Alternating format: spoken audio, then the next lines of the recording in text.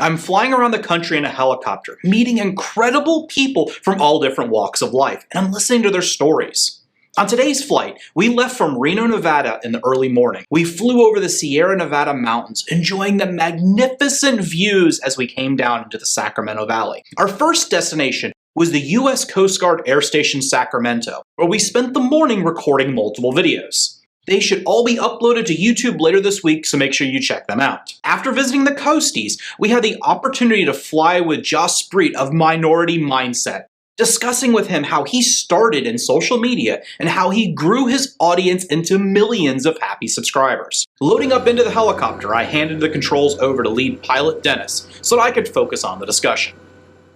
So right now we are aboard the helicopter, and I have Mr. Minority Mindset with us on the helicopter as we fly around Sacramento, California. Welcome to the helicopter. What's going on, man? Thank you for having me. Hey, no problem. I really appreciate you spending the time with us. So as I said, we invited you to the helicopter. We're going to fly around and just kind of chat about YouTube, talk about business, talk about the economy, and, go from there. Let's do it, man. This is cool. I've never done this before. Well, it was a very unique way to do an interview, and I thought it would be awesome. As I told you when we first met, I am definitely a fan of your channel for many years, watching your stuff. I love how you break down very, very complex financial and business topics so that everybody can access it. And it's very approachable from the common man. Thank you, man. I appreciate that.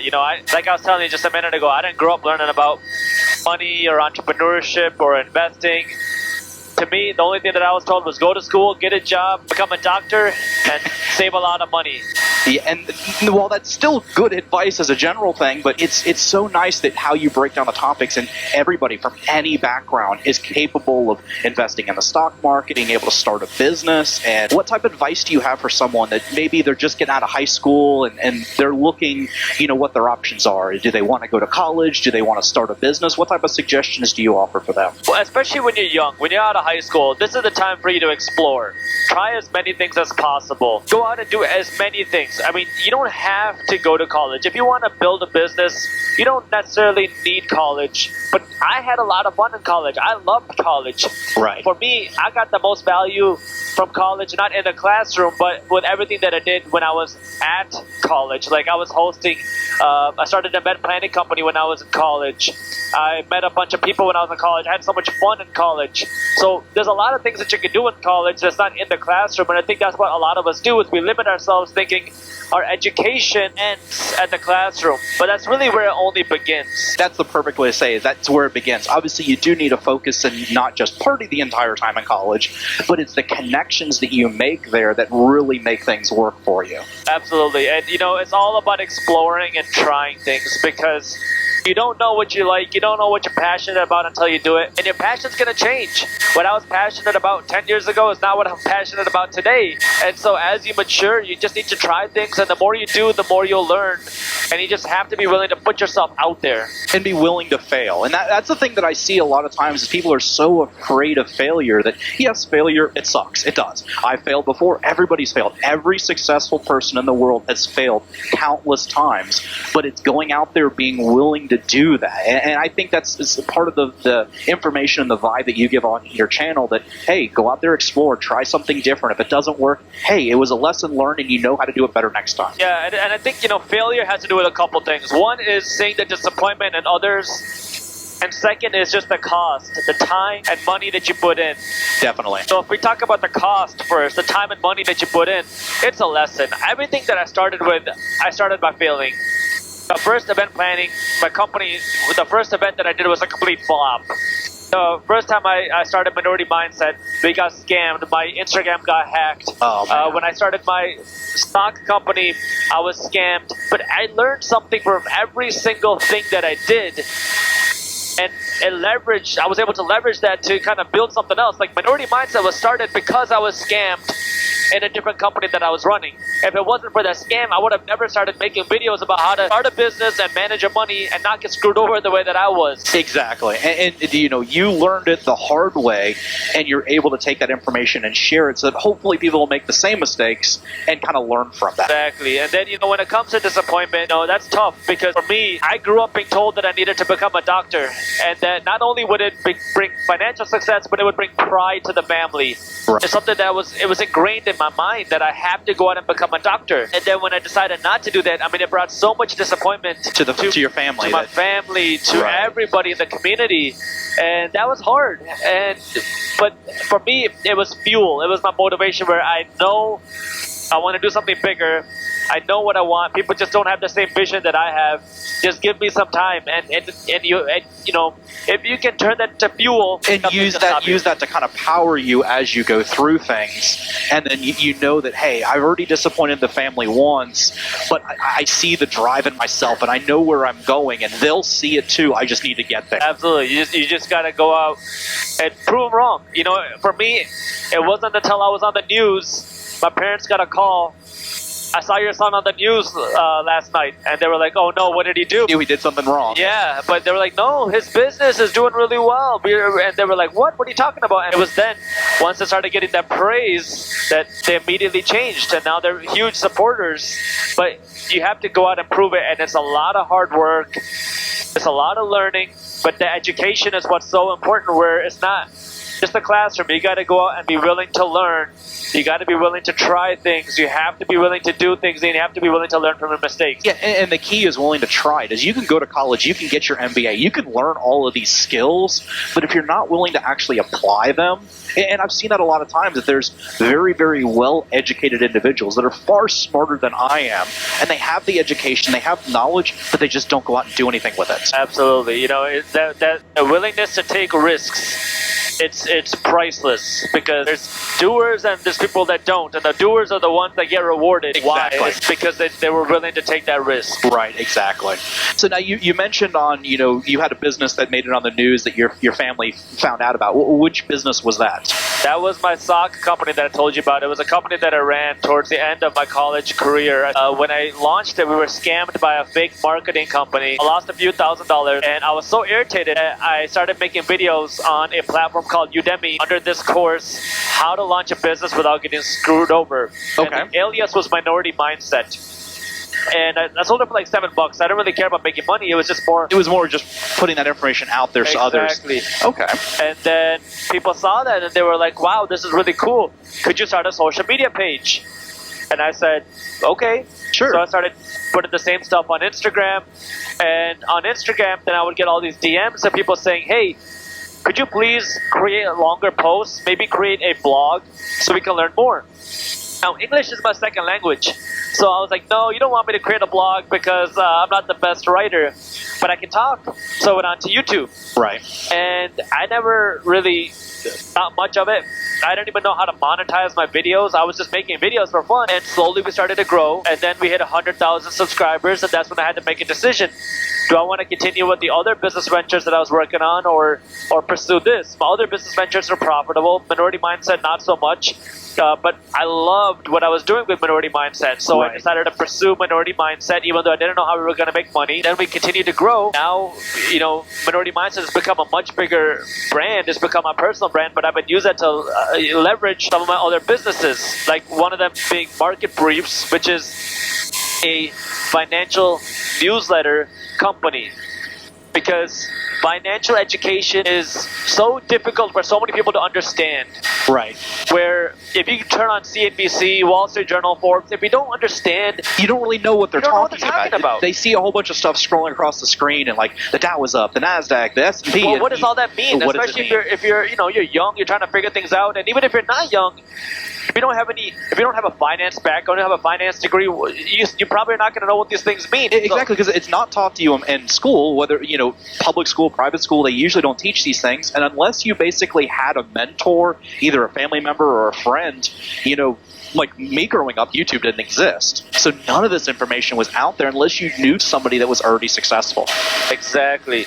And so, for me, that's why Market Briefs is something that I'm so passionate about, because it's a way for me to provide financial news in an accessible way. And when I say accessible, one, it's completely free. But second, we make it super, super, super simple for anybody to understand. It's a fun and easy to read email where, we have a ton of people that tell me this is the only email that they look forward to getting every single morning. And so it's all about the accessibility where, like with YouTube, I try to make the financial education accessible. I want it to be easy to understand because I always thought finance was the most boring topic in the world. And it is. You take a finance class in college, it is just is incredibly boring.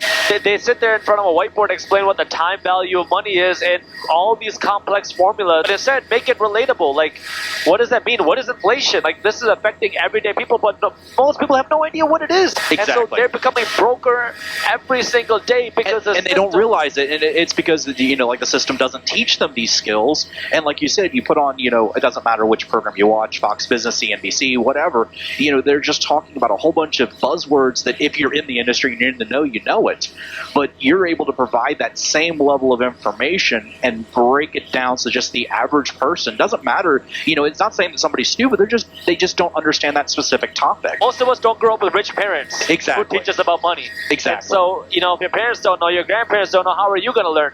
My parents Exactly. didn't know a thing about money. When I first started investing my money in real estate, this was at the bottom of the 2008 crash. I told my dad, and this is when I was in college, Dad, I want to invest in real estate. He was like, you're stupid, go study. Why would you want to invest in real estate? It's such a bad investment. Look around you. Real estate prices are hurt so bad. Every real estate investor is hurt. People are losing their homes. It's such a bad thing that you don't want to own that. Right. But it's that lack of financial education, and you can't blame them because they never learned it. Exactly. In my family, I grew up middle class. I have great family. My father was a police officer. My mom, she worked at a bank. She worked as a teller, so she understood finances. But it's a different concept.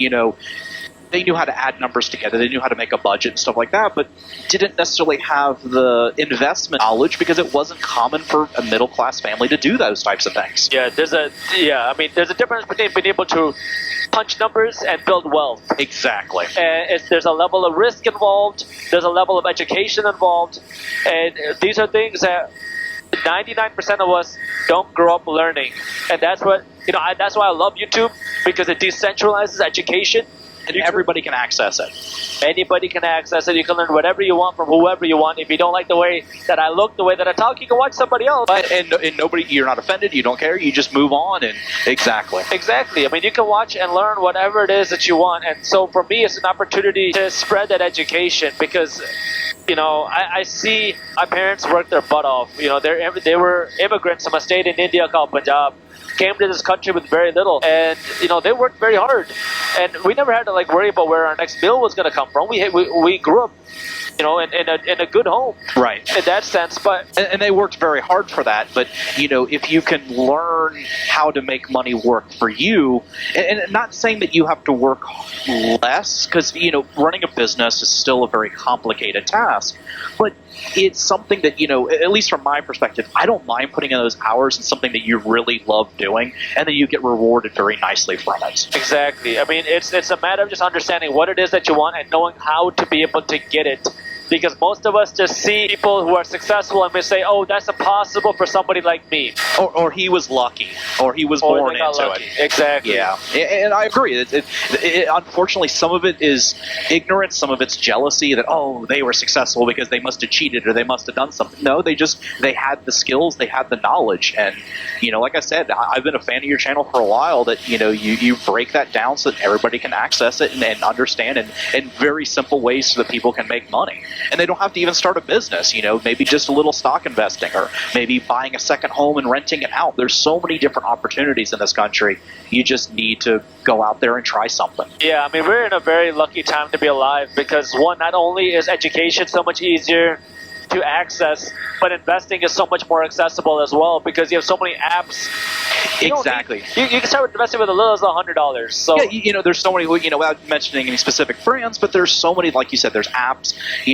Back when, when I was a kid just getting out of high school and stuff like that, you basically had like Charles Schwab, Fidelity, a handful of, and now they do have mobile apps and they have online trading, but you used to actually go to a broker, and if you didn't have $10,000 or $100,000, they would never talk to you. Exactly. And now, I mean, you can buy a fractional share of a company. Shares. Exactly. I mean, you only really need $5. Yeah. Like, anybody can start investing with any amount of money from the comfort of their phone, and you can learn how to invest from the comfort of YouTube. And this was never there 10 years ago, even, where now you can access Very smart investors, very successful investors, and start doing it with very low cost. Exactly. Now, how long have you been running your YouTube channel? I released my first video in 2015, in December of 2015, and I say we officially started March 1st, 2016. That was when I was like, I'm going to start making more videos. I'm actually kind of liking this, and I want to make more videos. Yeah, because I've been watching you for probably about 2.5, maybe 3 years now. I appreciate that, man. Thank you for the support. It's been a wild journey. It has. Because I never, when I started, I said that I didn't have any intention to make money. I was at around 10,000 subscribers, and one of my buddies asked me, how much money am I making from YouTube? And I looked at him and I said, what are you talking about? So you hadn't even turned on monetization yet, or? I didn't know that I could. Oh, okay. And he was like, from your ads. And this is before YouTube had monetization requirements. Back then, you didn't have to have any number of subscribers. You didn't have to have any number of views. Anybody could monetize any channel. There was no requirements. Okay. So he said, like, from your advertisements on YouTube. And I was like, I have no idea what you're talking about. So he goes into my YouTube backend with me. And he's like, dude, you didn't even turn on advertisements. You could be making money off your videos. And I said, what? I didn't even know that. Like, for me, it was just something I was doing because I felt... Because you enjoyed it? And I enjoyed it. And it was something that I wanted to get off. Because, when I talk to my friends about it, they'd get bored. They'd roll their eyes. They get, you can only talk to people about money for so long until they get annoyed. So I had no one else to really talk to. So it was a way for me to talk about it and teach people the things that I wish that I knew. So it was like meditation for me almost. And then it became more, which was insane. As we were finishing up the interview, the audio decided to totally wig out on us. Thankfully, there was only a little bit left of the recording, so most of it was perfectly good audio. But please bear with me for the next few seconds, because I really want you to hear what he said next. Yeah, man. I mean, that's what's great. Whereas you can do whatever you want, put out whatever you want, and any means that you want. I mean, this is super creative. A way for you to get people's attention and just help people understand the value of entrepreneurship and get started as an entrepreneur, because I truly believe that entrepreneurs are going to be the people that save and help America continue to thrive, because these are people that are innovating, solving problems, and helping the country grow. I mean, you're creating jobs, you're solving problems, you can solve not only financial problems, but like any sort of problem around the world, from hunger to disease. Exactly. Through entrepreneurship. So any type of, any individual passion that you have, you can build a business around it. Exactly. And then, it goes to the second part of, if you can accumulate wealth, you get to decide what to do with it. Your passions are going to be different than mine. Right? Someone's going to be passionate about, like I said, hunger. Someone's going to care about homelessness. Someone's going to care about food deserts. Someone's going to care about what kids eat for lunch every single day. Someone's going to care about immigrants. And everybody, exactly. And that's the beauty of it. Like, in my case, I'm a paramedic, a volunteer paramedic, and I love being on the ambulance. I don't get paid for it. And I just love when someone calls 911 because they're having the worst day of their life. I show up on the ambulance and take them to the hospital. That's something that I love to do. And it's something that I know that as building more and more wealth, that's money that I can transition into my passion of, EMS and public safety and helping people from that perspective. To me, this is one of the biggest takeaways from our conversation. Everyone, no matter what your background is, you can build wealth. It just takes trying, failing, picking yourself up, and doing it again. Then once you have made it, use that money to help society and leave the world in a better place. I really appreciate Jaspreet for taking the time to meet us. In fact, due to some scheduling conflicts, we ended up meeting him at a different airport on a different day than we initially planned. He was so kind, he hopped onto an airplane that morning to meet us at our new location. I will link his channel and website down in the description box below. If you've not already subscribed, you should definitely check out his content. I'm sure you'll love it. Thank you very much for watching. Please make sure you click like and subscribe on my channel as well, and share this video with all of your friends. It really helps the channel out. I appreciate it, as do Bonnie and Clyde. You probably heard Bonnie, she's hobbling. Her leg is still messed up. She goes into surgery next week, so fingers crossed, everything will be much better. Thanks, and I'll see you on the next one.